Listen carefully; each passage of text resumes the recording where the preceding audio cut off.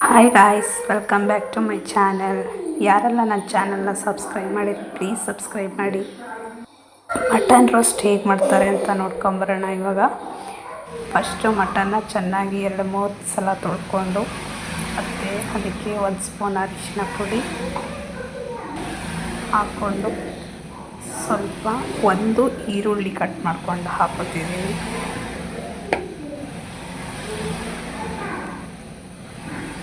ಮತ್ತು ಟೊಮ್ಯಾಟೊ ಒಂದು ದೊಡ್ಡದು 1 ಟೊಮ್ಯಾಟೊ ಕಟ್ ಮಾಡಿ ಹಾಕೋತಾ ಇದ್ದೀನಿ. 2 ಹಸಿರು ಮೆಣಸಿನ್ಕಾಯಿ, 2-3 ನಿಮಗೆ ಖಾರ ಎಷ್ಟು ಬೇಕು ಅಷ್ಟು ನೋಡಿ ಹಾಕ್ಕೊಳ್ಳಿ. ಮತ್ತು ಕೊತ್ತಂಬರಿ ಸೊಪ್ಪು, ರುಚಿಗೆ ತಕ್ಕಷ್ಟು ಉಪ್ಪು.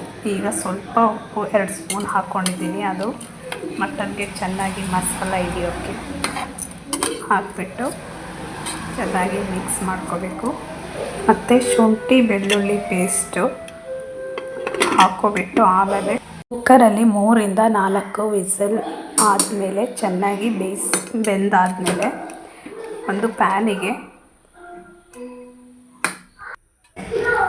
ಆಯಿಲ್ ಹಾಕ್ಕೊಂಡು ಅದಕ್ಕೆ 1 ಇಲ್ಲ 2 ಟೇಬಲ್ ಸ್ಪೂನ್ ಖಾರ ಪುಡಿ, ನಿಮಗೆ ಖಾರ ಎಷ್ಟು ಬೇಕು ನೋಡಿಕೊಂಡು ಖಾರ ಪುಡಿ, ಮತ್ತು ಕೋರಿಯಾಂಡರ್ ಪೌಡರ್, ಅದು ಧನಿಯಾ ಪುಡಿ, ಮತ್ತು ಚಕ್ಕೆ ಲವಂಗ, ಮಟನ್ ಮಸಾಲೆ, ನೀವು ಯೂಸ್ ಮಾಡೋವಂತಹ ಮಟನ್ ಮಸಾಲ ಹಾಕ್ಕೊಂಡು ಚೆನ್ನಾಗಿ ಆಯಿಲಲ್ಲಿ ಫ್ರೈ ಮಾಡ್ಕೋಬೇಕು.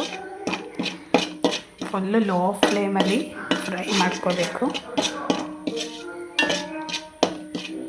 ಅದು ಸ್ವಲ್ಪ ಕಂದು ಬಣ್ಣ ಬಂದು ಸ್ವಲ್ಪ ಲೈಟಾಗಿ ಬ್ಲ್ಯಾಕ್ ಕಲರ್ ಬರುತ್ತೆ ಅಲ್ಲಿಗಂಟ ಚೆನ್ನಾಗಿ ಫ್ರೈ ಮಾಡಿಕೊಂಡು 1 ಸ್ಪೂನು ಸಾಲ್ಟ್ ಹಾಕ್ಕೊಂಡು, ಮತ್ತು ಇದು ಈಗ ಫ್ರೈ ಆಗಿದೆ.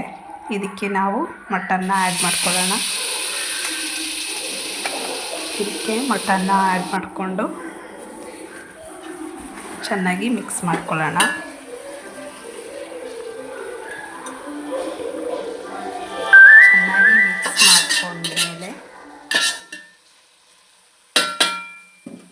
ಸ್ವಲ್ಪ ಕೋರಿಯಾಂಡರ್ ಲೀವ್ಸು,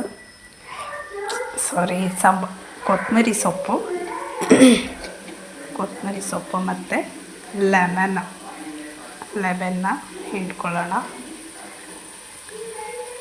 ಮತ್ತು ಪೆಪ್ಪರ್ನ ಸ್ವಲ್ಪ ಆ್ಯಡ್ ಮಾಡ್ಕೋಬೇಕು.